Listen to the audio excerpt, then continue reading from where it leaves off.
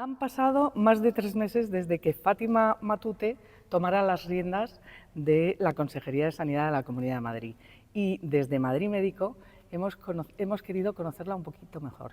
Queremos conocer las cuestiones que más ocupan y preocupan a la sanidad madrileña, así que tenemos el honor de tener hoy con nosotros a la consejera de Salud de la Comunidad de Madrid. Muy bienvenida a su casa, consejera, y muchísimas gracias por acceder a esta entrevista de Madrid Médico. Pues gracias a vosotros de haberme invitado a esta mi casa, ¿no?, que tantos recuerdos entrañables me trae y a la que tanto cariño tengo. Desde luego, porque claro, consejera de Sanidad, pero con una larga trayectoria como radióloga en el Clínico San Carlos y en otros hospitales y en otros centros, y además una larga trayectoria también docente e investigadora. ¿Qué le gustaría a usted contar a los médicos, a sus colegas, sobre sus principales, lo que se lleva en la mochila de toda esta trayectoria profesional médica?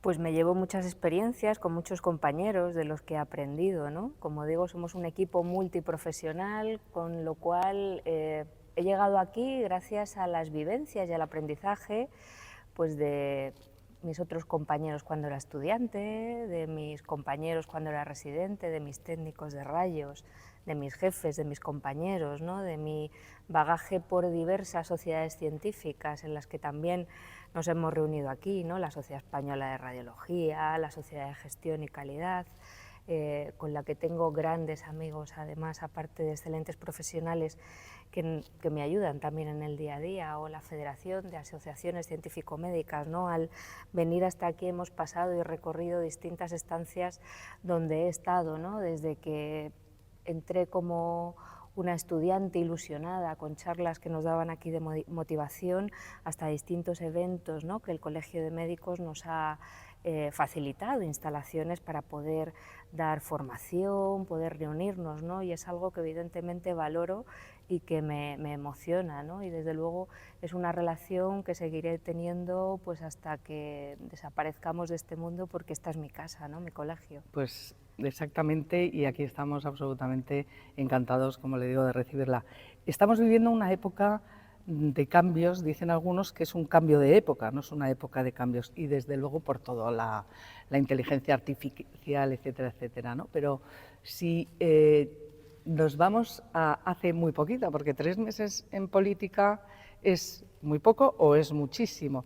Cuando usted tomaba posesión, ese día que tomaba posesión, la presidenta de la Comunidad de Madrid dijo que usted se iba a hacer cargo de la mejor sanidad de Europa y además que iba a proceder, que iba a haber una serie de reformas estructurales. ¿Tienen ya organizadas o pensadas o estructuradas esas reformas? Pues el día de mi toma de posesión y antes, cuando me designaron para ocupar este cargo, ¿no?, evidentemente, aparte de tener orgullo de ello y de mi gran vocación de servicio, supuso para mí una gran responsabilidad.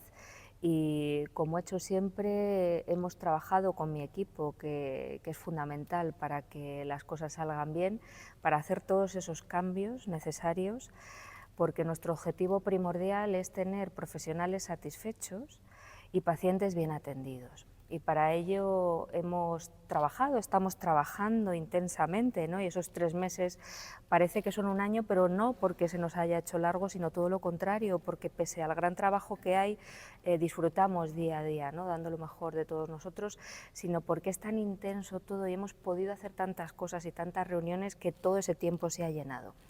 Nosotros nos estamos focalizando en el cuidar una sanidad que va a cuidar a sus profesionales. Para nosotros es primordial que estén satisfechos y eso ha hecho que trabajemos para que sus condiciones laborales sean cada vez mejor, para dar una estabilidad en su empleo y evitar la temporalidad, de tal forma que prevemos que para el 2024 un 92% de nuestros profesionales sanitarios, médicos y otras categorías no sean temporales, hayan podido estabilizar su empleo, aparte de hacer que su trabajo, su entorno y todo lo que necesiten sea mejor, porque eso va a redundar en que la salud de los madrileños sea mejor. Y fíjense que no hablo de pacientes, sino de madrileños, porque vamos a trabajar en la prevención también, no solo en tratar la enfermedad, que la vamos a tratar de la forma más personalizada posible.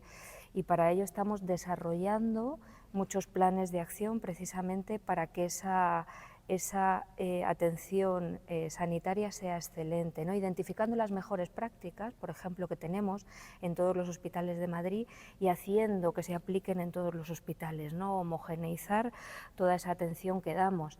Estamos trabajando, evidentemente, a la vez en mejorar las instalaciones, ¿no? Las infraestructuras que tenemos en nuestra gran red de hospitales, centros de salud, consultorios locales, y estamos haciendo no solo renovaciones, sino también creando y construyendo nuevos hospitales.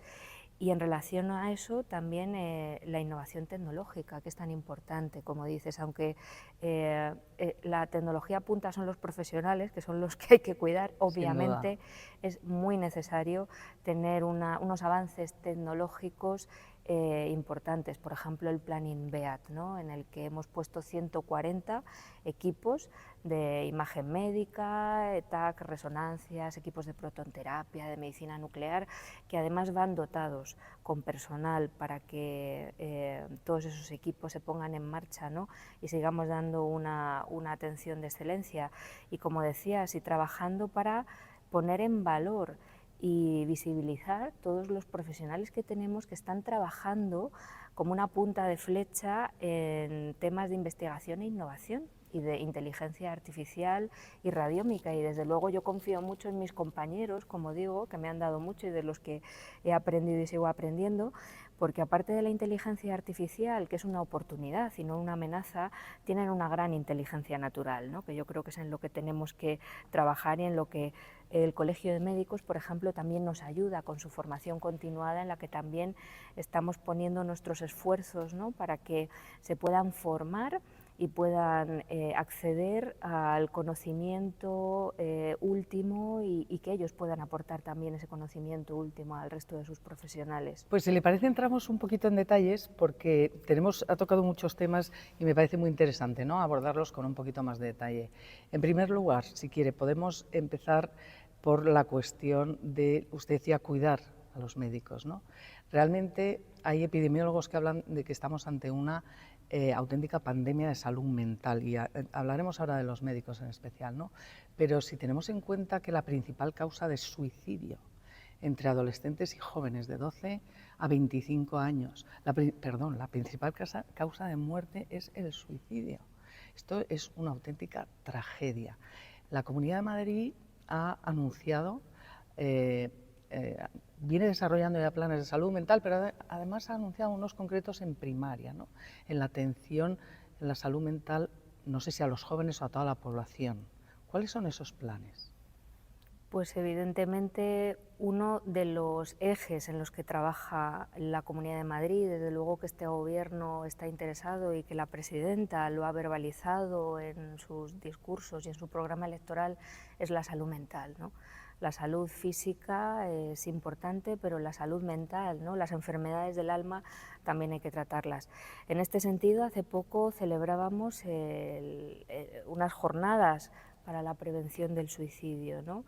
En la Comunidad de Madrid, además, yo creo que somos pioneros en cuidar este área, ¿no? De la salud de los madrileños, y tenemos diversos planes que se centralizan en la salud mental y adicciones. Lo hemos dotado con 43 millones de euros para desarrollar estos planes, y en ello también incluye la contratación de profesionales de la salud, en concreto 370 profesionales. Esto va a hacer que aumenten esos equipos, ¿no? Para llegar, como dices, no solo a la gente mayor, sino también vamos a centrarnos en distintas etapas etarias, ¿no? Lo infanto-juvenil nos preocupa muchísimo y estamos haciendo planes concretos y desde luego pues los niños, ¿no? Con lo cual ahí cubrimos absolutamente todas las edades y todas las patologías psiquiátricas que podemos atender. En ese sentido también tenemos un plan de prevención del suicidio muy potente, ¿no?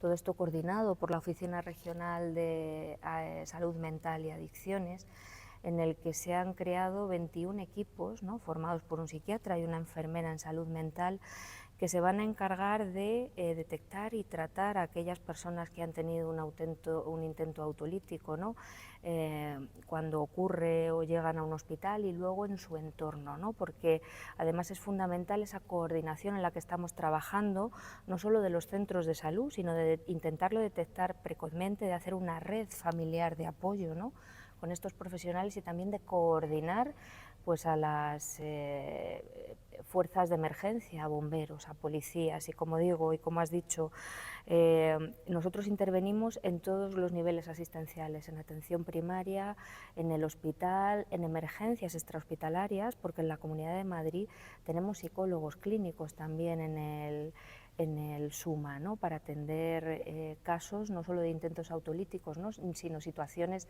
traumáticas que tienen que atender y que necesitan de un apoyo psicológico, ¿no?, con lo cual todas estas fases para nosotros son muy importantes y para ello, si tenemos que contratar profesionales, que creemos en ello, también trabajamos en lo previo. En la parte de intentar que haya más vocaciones, ¿no?, y que haya gente que quiera estudiar psiquiatría, psicología clínica, enfermería, especializada en salud mental, lo que hemos hecho es pedir más plazas y este año concretamente se van a ofertar un 10% más de plazas en el MIR, en este caso para psiquiatras infantiles, para los psicólogos clínicos, los PIR, que también son importantes, y para los EIR, enfermeras especializadas en salud mental. En total creo que van a salir 157 plazas más este año y desde luego en el Consejo Interterritorial y donde haga falta vamos a seguir abogando porque aumente este número de plazas y no solo en el área de salud mental, sino en otras especialidades deficitarias que van a ser muy necesarias, no solo por la tasa de reposición, jubilaciones, sino porque la carga de trabajo y las necesidades van aumentando. Sin duda. Y con respecto al tema de salud mental, recientemente en el Colegio de Médicos hemos contado cómo esas tasas de suicidio consumado entre médicos son mayores, son más altas, que no solo que en la población, sino entre otras profesiones. ¿Consideraría usted importante que se retome esa colaboración entre el Colegio y la Comunidad de Madrid para desarrollar planes conjuntos, para abordar lo hemos visto en el PAIME, aquí lo conoce de sobra, ¿no?, la ayuda a los médicos, ¿no? ¿Qué cree usted que podríamos hacer de manera conjunta para abordar esto? Pues le comento, en la Comunidad de Madrid tenemos el PAIPSE, que es el Programa de Atención Integral para Profesionales Sanitarios Enfermos, el que está dotado de 10 profesionales. Hemos duplicado el número de profesionales adscritos a este programa. Pues hay 5 psiquiatras, enfermeros de salud mental, psicólogos clínicos, trabajador social, administrativo. Y en los últimos años, hasta el 2022, hemos atendido 1.003 pacientes. En este programa de atención integral, como digo, para nosotros es muy importante no solo detectar y tratar a estos profesionales que presentan problemas de salud mental, de comportamiento o adicciones, ¿no?, a sustancias, al juego, ¿no?, todo el espectro de problemas de salud mental, sino que como sabemos además que el profesional sanitario a veces tiene miedo de que me vea un compañero, de ir a un sitio donde puedan relacionar que yo vengo aquí por un problema, ¿no?, pues se trabaja, como no puede ser de otra forma, en que la confidencialidad y la intimidad sea exquisita, ¿no? Eso para nosotros es muy importante.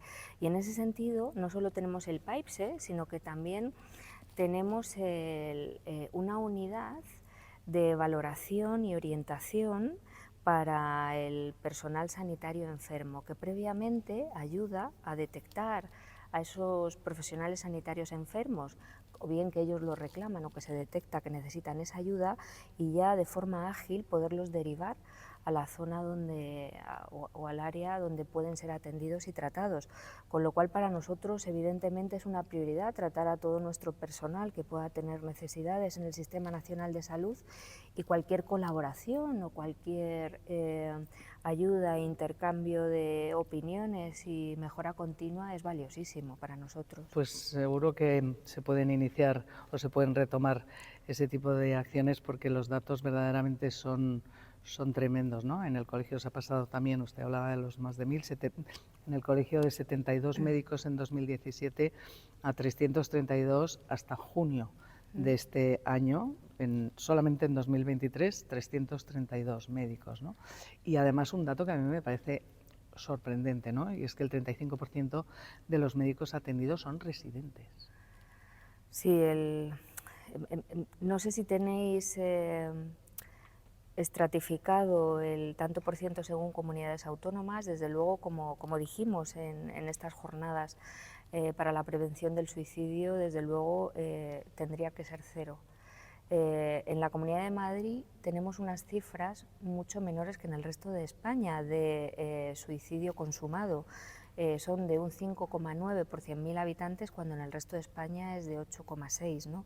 Y eso extrapolado a los distintos profesionales, ¿no? En este caso los profesionales médicos y los profesionales sanitarios, como digo, que nos preocupan y en los que tenemos todos estos planes y todas estas ayudas, que siempre son pocos, y estamos trabajando para mejorar esa atención, porque desde luego sí que es llamativo, además, que entre la gente joven cada vez es mayor el grado de problemas de salud mental y necesidad de ayuda, ¿no? Bueno, pues hablábamos de mejora de planes y concretamente de la primaria. Yo quería preguntarle por ese anuncio que hizo el mes pasado la presidenta de la Comunidad de Madrid, en los 102 centros de salud, que los facultativos ya van a poder solicitar directamente esas pruebas diagnósticas antes de final de año, ¿no? Esto es una mejora. ¿Qué más mejoras? Si quiere, coménteme un poquito esta mejora, ¿qué va a suponer? Que obviamente mejorará la calidad asistencial, pero ¿qué más mejoras tienen pensadas para la atención primaria en la Comunidad de Madrid? Bueno, pues la atención primaria para nosotros, y desde luego la medicina de familia, es la puerta de entrada de la salud, ¿no? Y creo que hay que poner en valor al médico de familia, ¿no? Porque es una especialidad muy valiosa, ¿no? Y desde luego la que puede resolver el 90% de los problemas de salud, ¿no? Un buen médico de familia, desde luego, es un tesoro. Entonces vamos a trabajar en fomentar esa vocación y en que se sientan valiosos y valorados, ¿no? Mejorando sus condiciones laborales, en concreto en atención primaria. Así que se han tomado medidas específicas, ¿no? De retribuciones concretas por trabajar en centros de difícil cobertura, por los turnos horarios, ¿no? Algo que, como digo, aparte de la estabilización de empleo, ¿no? y ofrecerles contratos interesantes a los residentes que terminan con una continuidad de al menos 3 años al finalizar la residencia, son cosas en las que estamos trabajando, ¿no? Y aparte de dotarles de todos los recursos, no solo de entornos renovados, sino del material tecnológico necesario para hacer un diagnóstico rápido. Y en ese sentido, para nosotros, y como digo, no solo tenemos un equipo multiprofesional y dentro de la consejería de las distintas direcciones generales que trabajamos alineados, sino que trabajamos con otras consejerías, y en este caso la Consejería de Digitalización es fundamental para nosotros, ¿no? Porque lo que estamos haciendo es trabajar en optimizar procesos y en disminuir la burocracia, ¿no? Y disminuir las cargas administrativas pesadas para los profesionales y también para los pacientes, ¿no? Que acuden a esos centros de salud, a todos los centros sanitarios de la Comunidad de Madrid, y estamos trabajando en esa automatización de procesos, en esas citas, ¿no? Con un programa piloto en estos 102 centros de salud, que puedan salir con sus citas ya con unos procedimientos consensuados con los especialistas, ¿no? Todo se va a hacer de una forma consensuada con los distintos niveles que se relacionan con estas peticiones, y a la vez con la tarjeta sanitaria, ¿no? Que también es un elemento muy importante y de mucho valor, que va a permitir no solo tener muchísima información de tu salud e incluso de farmacias de guardia o más cercanas, o de un medicamento que no encuentras a través de tu tarjeta sanitaria, vas a tener esta información así como otros avisos, sino que también te va a permitir hacer funciones administrativas, ¿no? De pedir citas, etcétera, pero siempre sin que se nos olvide los mayores, ¿no? Porque esto es un elemento que es muy, muy valioso y que junto, como digo, con el trabajo con digitalización estamos avanzando y mucho, pero también para nosotros es muy importante el que nuestros mayores o los que no se sienten cómodos con elementos digitales, no tienen por qué ser solo mayores, puedan tener siempre acceso a tener un trato personalizado con alguien e incluso montar circuitos en los centros y en los hospitales para que esas personas mayores, frágiles o discapacitados tengan una cola preferente de atención, ¿no? Precisamente para evitar esa brecha tecnológica o no solo fijarnos en los avances que tenemos, que los tenemos, sino también cuidar a nuestros madrileños en todas sus necesidades, ¿no? Y con todas las sensibilidades. Porque ya ha habido alguna polémica sobre la digitalización y las consultas que son telemáticas, etcétera, etcétera, pero obviamente la consulta telemática no puede sustituir de manera irreemplazable a la consulta presencial, ¿no? Porque esto siempre puede ayudar, pero no se va a sustituir a los médicos, lo digo porque ha habido algún caso y la gente se puede haber quedado preocupada, y lo que usted decía, el acceso de las personas mayores que no están digitalizadas, que la alfabetización digital pues es diferente y más difícil. Yo creo que esto tiene que quedar muy claro, ¿no? Sí, absolutamente. Nosotros tenemos herramientas que nos permiten hacer una telemedicina o una teleasistencia. Son herramientas muy valiosas, pero que no sustituyen a consultas presenciales, pero que sí que pueden ser de una gran ayuda para nosotros, ¿no? Con una guía de buenas prácticas y un buen uso de las mismas. Y como dice usted, y remarcarlo, nunca para sustituir al médico o suplir las posibles especialidades o profesiones deficitarias, nunca, sino todo lo contrario, para ayudar tanto al madrileño como al profesional. Es decir, vamos a trabajar en la telemedicina, teleasistencia, en aquellos supuestos en los que son beneficiosos, por ejemplo, en monitorización de enfermedades, pues tipo niveles de coagulación, de tensión, es decir, tú siempre vas a poder tener tu consulta física, pero también vas a poder tener la opción de tener una consulta virtual, porque una de las cosas que ocurre cuando estás enfermo, ¿no? Que como decía una maestra mía, es muy fácil pasar de la posición vertical a la posición horizontal, ¿no? Y ahí te cambia tu vida, lo que también en esa humanización que queremos dar a la medicina, lo que queremos hacer es que tu vida cambie lo menos posible. Y para que cambie lo menos posible, también vamos a facilitar a través de esta tecnología digital que tú puedas ser atendido o que controles rutinarios que no necesitan de una exploración física o de una atención en el centro, puedan ser atendidos en tu casa de tal forma que tu vida normal se rompe menos. Tienes que pedir menos tiempo en tu trabajo, o si eres una persona mayor o un niño, pues los familiares que están a tu cargo también pueden disfrutar más de su tiempo y no tener que estar pidiendo constantemente horas para acompañar a ese enfermo, pero como digo, siempre teniendo claro que esa atención personal va a existir cuando sea necesario, e igual que digo, la herramienta que es tan valiosa para atender y controlar a los pacientes en hospitalización a domicilio, porque como sabe, una de las tendencias es el hospital sin paredes, ¿no? En lo que estamos trabajando, hospital sin paredes, porque todos estamos mejor en casa cuando podemos estar.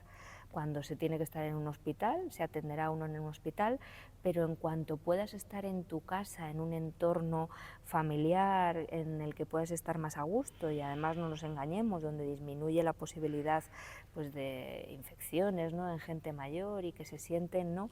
Anímicamente más atendidos, vamos a llevar todas esas herramientas para que podamos atender y cuidar a los pacientes en su entorno más seguro y más confortable, pero como digo, siempre que quede claro que no es para eliminar la atención física, personal, ni para suplir una carencia de profesionales deficitarios. Bueno, y entonces hablábamos también, como hemos tocado muchos temas y veo que tenemos que avanzar un poquito a lo mejor más rápido, ¿qué podemos hacer para la mejora de la situación de las plantillas, ¿no? Porque incluso desde el colegio se ha pedido, por ejemplo, que se puedan dedicar algunas de las horas a las labores no asistenciales, como usted conoce muy bien, docencia, investigación, formación de MIR, formación, tesis doctorales, etcétera, etcétera.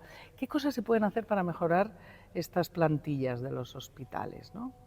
Bueno, pues nosotros hemos hecho un profundo estudio jurídico precisamente por estas inquietudes, ¿no? Y también por hacer un análisis de las posibilidades que podíamos tener. Desde luego la realidad de la Comunidad de Madrid es distinta a la realidad de otras comunidades. Hay distintas concursos de oposición, concurso de méritos, ¿no? En la actualidad en la Comunidad de Madrid. Como dices, con la última, que era la ley de diciembre de 2021, ¿no? En el que junto con esas distintas concurso de oposición, concurso de méritos extraordinarios en las que salían diversas plazas, además el Estado publicó una ley urgente para la estabilización del empleo y que hace que todas estas convocatorias, tanto de la ley 3/2017 y la ley 6/2018 haga que todas esas plazas no puedan juntarse con las ya convocadas, con lo cual tenemos que seguir con las convocatorias existentes, con la normativa que tienen y las reglas del juego que están fijadas, y desde luego lo que vamos a intentar hacerlo es de la forma más ágil posible. Y si nos hubiéramos podido nosotros adecuar a cualquier requisito o resquicio legal que pudiera haber homogeneizado esas oposiciones, para nosotros hubiera sido más fácil, pero no es posible, ¿no? Además, muchas de ellas, evidentemente, siguiendo todo ese proceso de consulta y consenso con las mesas sectoriales que hace que no sea posible lo que se planteaba, no se podía plantear. Esto, desde luego, es muy complejo y las opiniones son diversas, porque el colegio entregó un informe de la asesoría jurídica que decía que será posible, pero claro, en derecho lo tenemos y te puedo asegurar que eso precisamente, pues lo que te digo, que hicimos una consulta jurídica profunda, ¿no? Porque además de los primeros colegios profesionales con los que, bueno, el primero fue el Colegio de Médicos y desde luego aceptamos ese informe como todo lo que se nos da de forma muy valiosa y lo presentamos y volvemos a hacer la consulta y nos dijeron que no era posible legalmente. En cuanto a las listas de espera, ¿cómo se pueden reducir los tiempos de las listas de espera? Bueno, pues las listas de espera, lo primero es medir, cuantificar, compartir esa medición con todos los centros que lo tienen y luego, evidentemente, como he dicho, con la digitalización esas mediciones van a ser, esa monitorización va a ser mucho más fina y diaria. Eso va a permitir tomar decisiones, ¿no? Y hacer planes de acción determinados, y desde luego uno de nuestros aliados es la digitalización, ¿no? Porque eso nos va a permitir ver cómo están esas listas de espera, por qué aumentan esas listas de espera, si esas listas de espera son reales, porque muchas veces hay que hacer una revisión y una limpieza de esas listas de espera y luego, como digo, trabajar en red, ¿no? Nosotros en la Comunidad de Madrid tenemos que trabajar en red en todos los hospitales y desde luego tenemos que optimizar los procesos y disminuir la burocracia y agilizar todo lo que hacer. Concentración, ¿no? de consultas, de pruebas, ¿no? Ir a la alta resolución, ¿no? De que los pacientes puedan en un mismo día hacerse el mayor número de pruebas posibles, ¿no? No solo porque así nuestro sistema va a ser más eficiente, sino porque tiene un doble fin. El paciente le vamos a hacer la vida más cómoda y no va a tener que perder muchos días de tiempo. Y en ese sentido estamos trabajando con distintos proyectos piloto para no solo nuestro compañero de digitalización y todo su equipo nos están dando muchas herramientas, sino que estamos haciendo programas pilotos precisamente para aumentar nuestra eficiencia. Hay un asunto que, por ejemplo, para el presidente de esta corporación es absolutamente importante, ¿no? Lleva desde el inicio de su mandato aquí que es ese Madrid sin tabaco. Y recientemente una treintena de organizaciones sanitarias y colegios profesionales han firmado un manifiesto en el que piden el estricto cumplimiento de la legislación actual contra el tabaco y la nicotina y solicitan financiación para el tratamiento del tabaquismo. Piden que se prohíba el consumo del tabaco y de la nicotina en la calle para 2027, pero que se limite el acceso a los dispositivos de vapeos, que se suba el precio del tabaco, que se implementen políticas de prevención, ámbito juvenil y laboral. En fin, ¿usted ve posible algún día un Madrid sin tabaco? O como hay ciudades en el mundo, como Milán, hay otras nórdicas en Estados Unidos, etcétera, etcétera, ¿no? Pues desde la Comunidad de Madrid estamos trabajando ya en ello. Desde luego es competencia del Estado cambiar la norma y limitar los espacios sin humo, pero nosotros desde la Comunidad de Madrid podemos hacer muchas cosas y desde luego estamos absolutamente alineados en trabajar en la prevención primaria y luego en la prevención secundaria. Y en este sentido hemos tenido hace poco una reunión con muchas sociedades científicas que están trabajando y están poniendo en marcha el proyecto Cassandra, que no sé si supongo que lo conocen, ¿no? Entonces este proyecto Cassandra, la Comunidad de Madrid lo apoya absolutamente, porque no solo se trata de la prevención o el cribado del cáncer de pulmón, sino que también conlleva muchas otras enfermedades producidas por el tabaco, que no se nos olvide que no es solo el nódulo pulmonar o el cáncer de pulmón, también actúa sobre el EPOC, el enfisema pulmonar, en el sentido de ver la destrucción que hay en el pulmón y funcionalmente cómo están esos pacientes, qué enfermedades puede haber en el intersticio del pulmón producido por el tabaco, o incluso la osteopenia en mujeres, ¿no?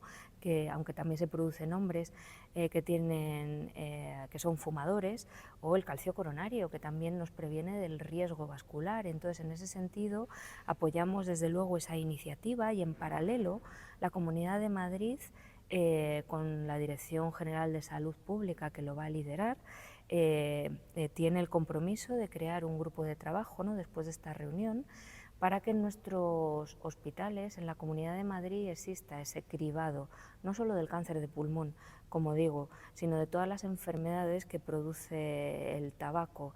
Y una de las primeras cosas que vamos a hacer es ordenar y alinear todas las unidades de deshabituación tabáquica, porque lo importante de este proyecto, Cassandra, es que lleva asociada y es condición sine qua non que exista la deshabituación tabáquica, ¿no? Y en ese sentido también vamos a trabajar, y no nos olvidemos que hay una normativa europea que lo recomienda, y que así como hay ciudades libres de tabaco como Milán, hay otras ciudades europeas que ya tienen implantado, no como proyecto piloto, este proyecto para cribado de enfermedades derivadas del tabaco, y el resto de países europeos ya tienen el proyecto piloto en marcha, con lo cual la Comunidad de Madrid cree firmemente en esto y vamos a trabajar tanto en la prevención primaria como en el cribado y en el tratamiento de estas enfermedades derivadas del tabaco. Eso es una buenísima noticia, porque realmente el cribado, decían pues que el coste, que a ver si se iba a poder o no. Yo he seguido a los del proyecto Cassandra y me parece que es una gran noticia, ¿no? Y también la prevención, porque los jóvenes ahora también se han sumado en tromba a fumar, sí, es no que no hay más que ver las calles. El tabaco, sino el vapeo, ¿no? Sí, el vapeo. Y cuidado de esos análisis de estudios. Precisamente este estudio creo que es valioso porque sigue un rigor científico importante, con estudios de imagen. Es un TAC sin contraste que se puede hacer en 6 segundos y todo el mundo va a tener los mismos parámetros, todo se va a hacer igual, de tal forma que sí que se va a poder medir ese coste-efectividad de todas esas enfermedades derivadas del tabaco, ¿no? Con lo cual... Otro asunto que es muy importante y a lo mejor no se visualiza tanto en los problemas del día a día, ¿no? Y es hablar de las cuestiones de ética y de deontología médica. El Gobierno de España hace unos meses, vamos para un año, destituyó de golpe y porrazo al Comité de Bioética de España, nombró unos nuevos, y hay quien, por ejemplo, desde el Colegio de Médicos de Madrid, les gustaría que hubiera un comité de ética, de bioética autonómico. ¿Se lo plantea la Comunidad de Madrid? No solo nos lo planteamos, sino que ya estamos trabajando en ello. Va a haber un comité de bioética autonómico, Y para ello, pues la Dirección General de Humanización, ¿no?, está trabajando ya en presentar ese proyecto para la creación de ese comité de bioética, que va a salir además a consulta pública, porque queremos que exista el mayor consenso respecto a ese comité de bioética, ¿no?, y que todos los profesionales y todos los entes puedan aportar para ese comité de bioética que nos parece tan importante, con lo cual lo vamos a crear y además, como digo, vamos a homogeneizar y vamos a trabajar en todos los comités de ética asistenciales que existen en los organismos del Sistema Nacional de Salud, pues en organizarlos, en coordinarlos y trabajar todos alineados, porque como digo, para nosotros creemos que es algo fundamental y no es que estemos convencidos, es que ya estamos trabajando en ello. Pues una alegría, desde luego. Y también, por ejemplo, en la OMC, fíjese que hemos tardado, o se han tardado, 11 años nada menos en el nuevo código deontológico, ¿no? Nosotros dedicamos aquí una portada de la revista Madrid Médico a analizarlo en profundidad, a desgranarlo. ¿Cómo podría darse a conocer más entre los médicos? Por ejemplo, aquí se sugiere también desde el Colegio de Médicos pues que hubiera una pestaña en los hospitales, en los centros de salud, etcétera, etcétera, para informar sobre este código, ¿no? Igual que hay una pestaña de prestación a morir, de ayuda a prestación a morir, pues una pestaña para que los médicos sepan lo que deontológicamente está bien o no. Además está súper adecuado a la digitalización, etcétera, etcétera, ¿no?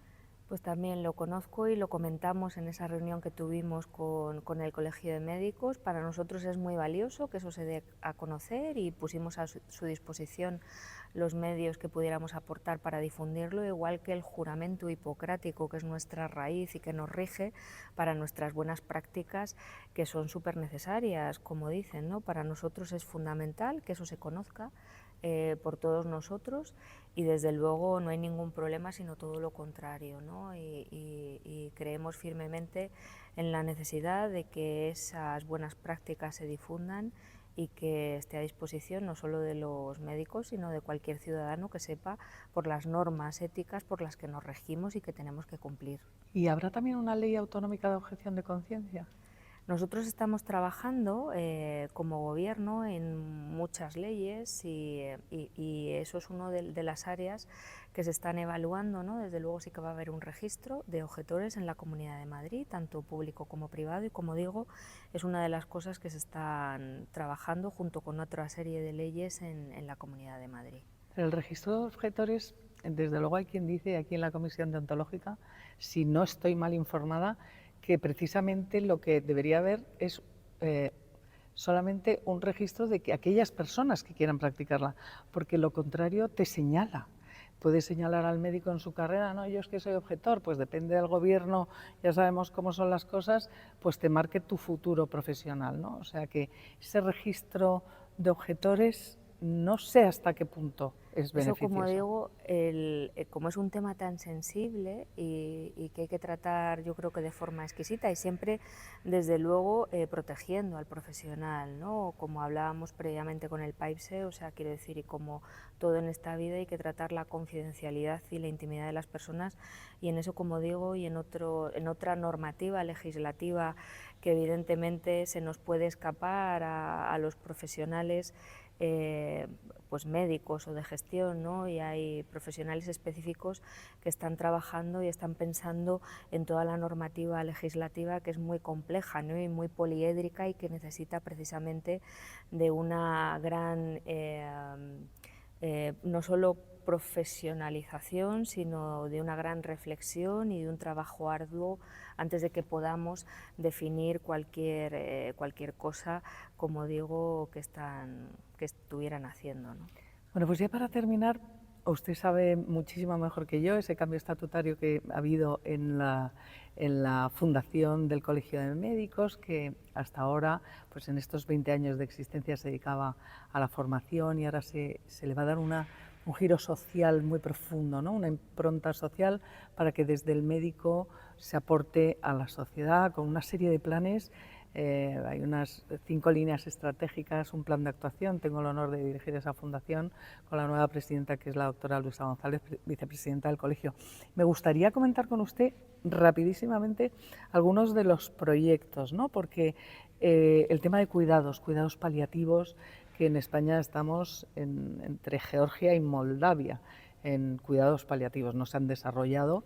¿Se podría hacer algún tipo, por ejemplo, ese punto de cuidados, que es un empeño personal también de la presidenta de la Fundación, ¿no? A ver si se podría establecer en los centros hospitalarios de la Comunidad de Madrid un punto de cuidados, igual que hay de trasplantes, etcétera, etcétera, para que la gente tenga esa atención integral en un momento tan delicado, ¿no? Pues mira, te comento, en la Comunidad de Madrid sí que es cierto que en España hay una no equidad, ¿no? Y hay dishomogeneidad en cuanto a los cuidados paliativos y sobre todo especializados, pero sin embargo, ¿no? Y además esta mañana también hemos salido puntuados como la mejor sanidad de España. En la Comunidad de Madrid estamos muy adelantados en ese sentido y creo que en el tema de cuidados paliativos tenemos una asistencia muy especializada y muy buena. Desde hace 30 años está trabajando en la Comunidad de Madrid, porque aunque yo estoy aquí ahora en este puesto, junto con mi equipo, hay mucha gente previa que ha estado trabajando, ¿no? Y que ha hecho que esta sanidad sea lo que es ahora. Se está trabajando en esos cuidados paliativos, aparte de especializados, en todas las esferas asistenciales, ¿no? Nosotros tenemos atención de cuidados paliativos, atención domiciliaria, desde atención primaria, en atención hospitalaria, ¿no? En muchos de los hospitales hay una unidad de cuidados paliativos específica y los que no la tienen, que son pocos, tienen una unidad de referencia. Y luego también tenemos unas unidades para cuidados paliativos agudos y de media estancia, ¿no? Que permiten ese tratamiento para las personas que se encuentran en el final de su vida, ¿no? Pues que tengan pues eso, un final de vida lo más confortable posible y con un tratamiento holístico, ¿no? Que no va a aumentar innecesariamente la vida y tampoco a cortarla, ¿no? Tener ese encarnizamiento terapéutico, ¿no? Y sentar unas bases para ayudar a los madrileños que se encuentran en esa situación y además con equipos multidisciplinares y multiprofesionales, es decir, porque no solo están los médicos que pueden ir a verlos a casa, sino que también hay psicólogos clínicos incluidos en esos equipos que ayudan no solo al enfermo, sino también a los familiares, que es muy importante. Y no solo, como digo, tenemos esa atención especializada con equipos que van a la casa de los pacientes cuando no están hospitalizados y que llegan hasta regiones de difícil cobertura, ¿no? Con los distintos centros de salud que estoy visitando, estoy viendo todas esas unidades y toda la labor que hacen y hasta dónde llegan, ¿no? Sino que además también en 2010 se creó una unidad de atención de 24 horas, ¿no? Es el PAL 24, ¿no? Con lo cual tenemos una unidad de cuidados paliativos que se encarga de dar atención a los madrileños que los necesitan las 24 horas del día, los 365 días al año. Para nosotros es muy importante, como dices, está esa pestaña de ayuda a morir, que tengan todos los madrileños la información de que esa gran red de cuidados paliativos está ya implantada y funcionando en la Comunidad de Madrid. Como digo, cualquier colaboración, porque en la Comunidad de Madrid, en la Consejería de Sanidad, tenemos convenios, colaboraciones con un montón de asociaciones, porque cualquier cosa es poca si pueden hacer que un madrileño mejore su calidad de vida, pero desde luego lo que sí que podemos estar orgullosos es de todos los profesionales y de la oficina que lo coordina, ¿no? De estos cuidados paliativos, que hace que sea, yo creo, que uno de los modelos y uno de los ejemplos en España de esa atención, y que, como digo, que si se puede mejorar, nosotros siempre vamos a estar dispuestos para mejorarla. Hablamos también nosotros en la Fundación, tenemos esos niños, esa preocupación por los niños institucionalizados. Nos gustaría promover también esos planes de acogida junto con la que tiene ya la Comunidad de Madrid, para que los propios médicos precisamente puedan acoger y se animen a acoger a niños con problemas, especialmente de abuso y de maltrato, ¿no? Porque, en fin, hay un montón de programas, de proyectos también de fomentar el voluntariado entre los médicos jubilados, para incluso hacer con las residencias, con los estudiantes en las residencias de mayores para atenderlos. Yo creo que podemos encontrar un montón de puntos de encuentro, de colaboración desde la Fundación para mejorar esto. Yo creo que la Fundación se tiene que convertir en el orgullo de todos los colegiados. Es el colegio de médicos con más médicos de España, más de 50.000, y por eso, para terminar, a mí me gustaría preguntarle ¿qué le parece a usted lo más, cómo definiría qué es la actuación primordial que habría que hacer para poner en valor al médico, ¿no? Porque muchos aplausos en la pandemia, pero luego parece que faltan todavía muchas cosas por hacer. Bueno, yo creo que primero tenemos que creernos que somos valiosos, porque somos valiosos. Todos nosotros tenemos una vocación de servicio, ¿no? Y estamos aquí porque pues, algo nos llamó, ¿no? Para ser médicos. Desde luego comparto al 100% el voluntariado. Yo he hecho actividades de voluntariado desde que, antes de que tuviera trenzas, ¿no? Porque además haciendo voluntariado te dan más de lo que das muchas veces, ¿no? Y creo que es muy valioso aportar no ese tiempo que te sobra, ¿no? Sino invertir ese tiempo que tienes en ayudar a los demás, que a la vez también sirven para que te ayuden, ¿no? Con lo cual, en ese sentido, desde luego, me parecen valiosísimas esas iniciativas y que pueden llegar a mucha gente.